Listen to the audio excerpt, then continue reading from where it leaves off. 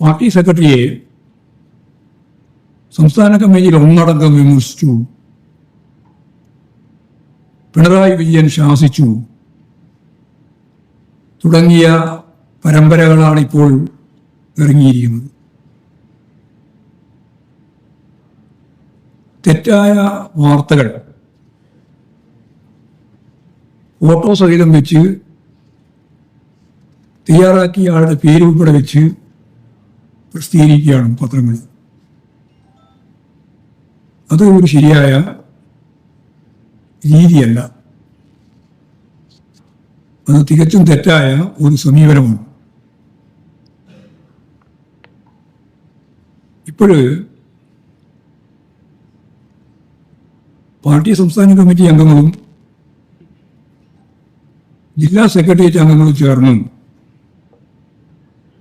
ഇവിടെ ഒരു പ്രവർത്തക യോഗം പാർട്ടി സംഘടിപ്പിക്കുകയുണ്ടായി. ആ സംഘടിപ്പിച്ച യോഗത്തിൽ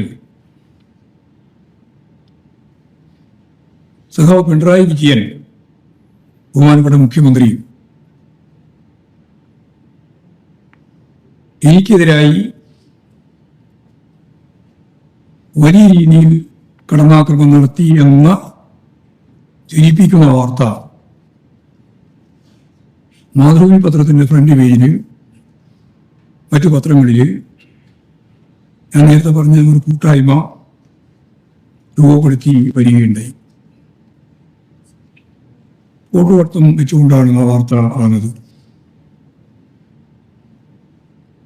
എനിക്കെതിരായ ഒരു പരാമർശവും സഖാവ് പിണറായി വിജയന്റെ ഭാഗത്തുണ്ടായിട്ടില്ല.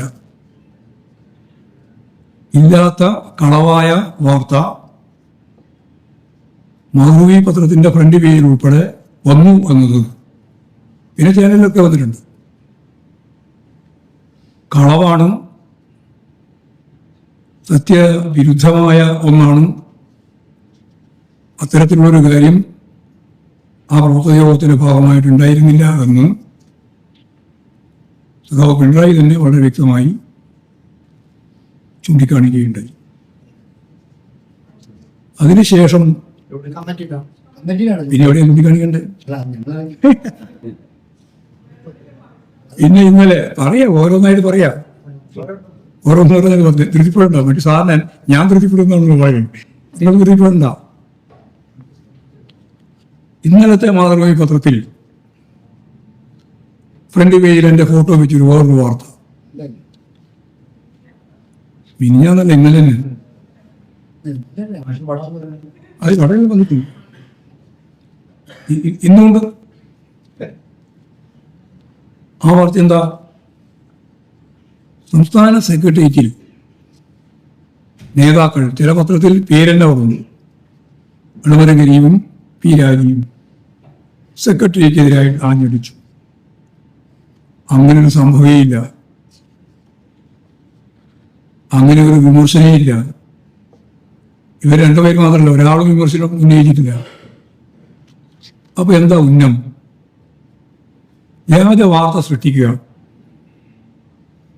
എന്നിട്ട് ഏതെങ്കിലും രീതിയിൽ ഇത്തരമൊരു പ്രശ്നം കേരളത്തിലാകെ ചർച്ച ചെയ്യുന്നതിന് വേണ്ടിയുള്ള ഒരു വഴിമരുന്ന് ഇട്ടുകൊടുക്കുക. പാർട്ടി വിരുദ്ധമായ നിലപാടാണ്. വ്യക്തിപരമായിട്ട് സെക്രട്ടറിയോ അല്ലെങ്കിൽ ഞാനോ എന്നുള്ളതല്ല, പാർട്ടിക്കെതിരായ അതിശക്തിയായ രീതിയിലുള്ള ബോധപൂർവമായ ഒരു ഇടപെടലാണ് മാധ്യമങ്ങളുടെ ഭാഗത്ത് നിന്ന് ഉണ്ടാവുന്നത്. ഈ സംബന്ധിച്ച് ഞങ്ങൾ പരിശോധിച്ചു, പാർട്ടി സംസ്ഥാന കമ്മിറ്റി പരിശോധിച്ച് ഞങ്ങൾ തീരുമാനിച്ചത് ഈ തെറ്റായ വാർത്തക്കെതിരായ ശക്തിയായ നിയമ നടപടികൾ സ്വീകരിക്കണം എന്നാണ്. പാർട്ടി സംസ്ഥാന കമ്മിറ്റി ഏകകണ്ഠമായി തീരുമാനിച്ചു.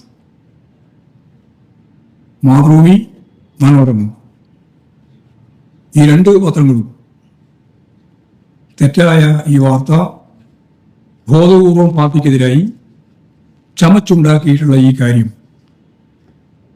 നിയമപരമായിട്ട് കൈകാര്യം ചെയ്യണം എന്ന് പാർട്ടി സംസ്ഥാന കമ്മിറ്റി ഏകകണ്ഠമായിട്ട് തീരുമാനിച്ചു. ഇപ്പോൾ വക്കീൽ നോട്ടീസ് അയച്ചു കഴിഞ്ഞിരിക്കുകയാണ്. എന്തും പറയാം, എന്തും ചെയ്യാം, അതിനൊക്കെ ഞങ്ങൾക്ക് അവകാശമുണ്ട് എന്ന രീതിയിലാണ് ചില മാധ്യമങ്ങൾ പ്രചരിപ്പിക്കുന്നത്. ആ പ്രചരിപ്പിക്കുന്ന നിലപാടിനോട് കമ്മ്യൂണിസ്റ്റ് പാർട്ടി മാർക്സിസ്റ്റിന്റെ സംസ്ഥാന കമ്മിറ്റി ശക്തിയായ രീതിയിൽ പ്രതിഷേധിക്കുകയാണ്. നിയമപരമായിട്ട് അതിനെ കൈകാര്യം ചെയ്യണമെന്ന് തീരുമാനിക്കുകയും ചെയ്തിരിക്കും.